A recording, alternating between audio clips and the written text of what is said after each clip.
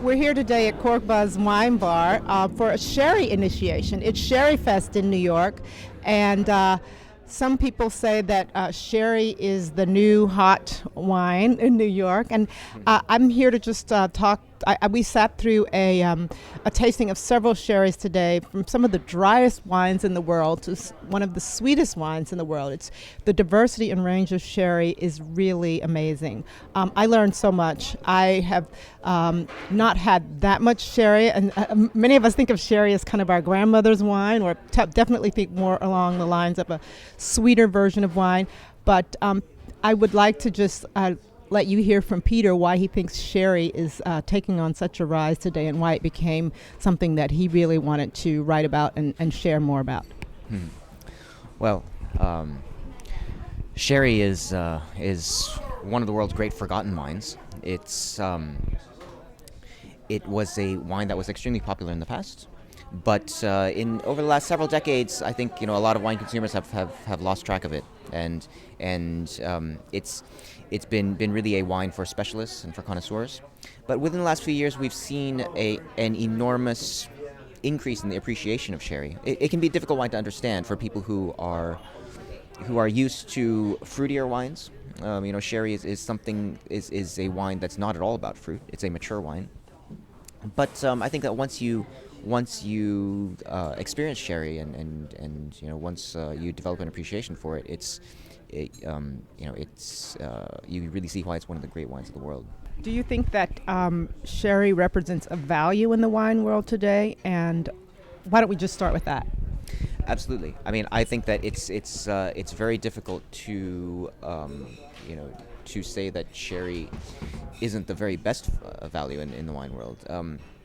You get these wines of incredible age, incredible complexity, and very unique character. And for the equivalent quality in other wine regions, you would pay much, much more than what you pay for sherry. When do you recommend drinking sherry? Do you see it more as an aperitif, a wine with dinner, or a dessert wine, or all three?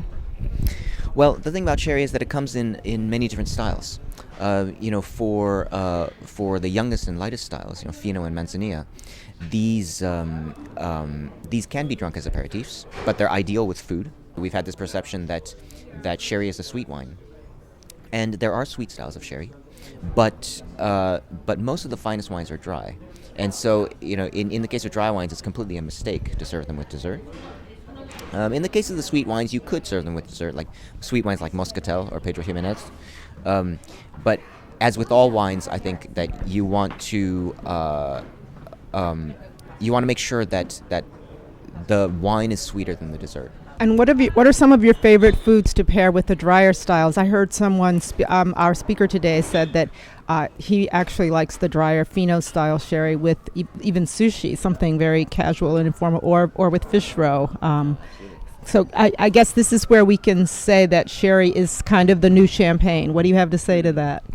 Well, sherry is, and particularly biologically aged sherry, so Fino and Manzanilla that have been aged under floor, I think these are the most versatile wines in the world when it comes to pairing with food. Sushi with a great Manzanilla is better than even, I hate to say it, but it's even better than champagne and sushi.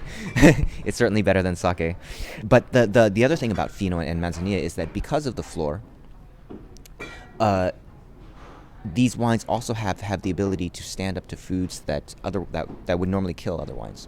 So, things that people tell you never drink wine with, artichokes, asparagus, and even difficult things like eggs. Things that would normally kill other wines, Fino and Manzanilla not only handle these flavors, but they even thrive alongside them. And so that makes them extremely versatile at the table. Interesting. You mentioned the term floor. For those of you who aren't familiar with floor, it is really one of the distinctive characteristics of sherry. So perhaps talk a little bit about the process of making sherry and what differentiates sherry from wine. Well, first of all, sherry is a wine. So it's a white wine. Well, it's a wine like any other. It's pressed from grapes. It's at its heart, a wine like Fino or Manzanilla is a white wine, just like any other white wine in the world.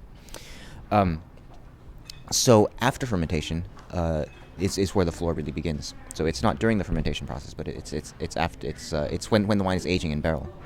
So the floor is a layer of yeast that grows on top of the surface of the wine, and so it consumes nutrients in the wine, and it consumes a number of things.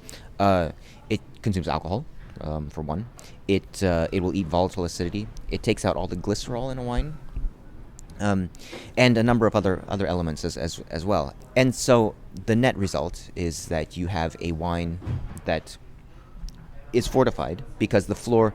The reason that pheno is fortified is because the optimal level of alcohol to encourage the growth of the floor is somewhere between 14.5% and 15.5%.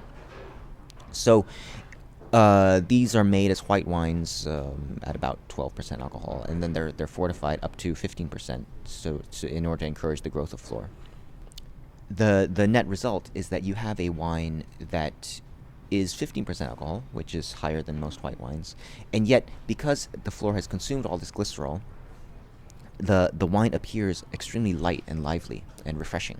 There's this impression of yeastiness, or a lot of tasters will call this yeastiness, this really kind of nutty, saline quality about pheno. And the floor, because of this saltiness that it brings, that's another reason why these wines are so great with food.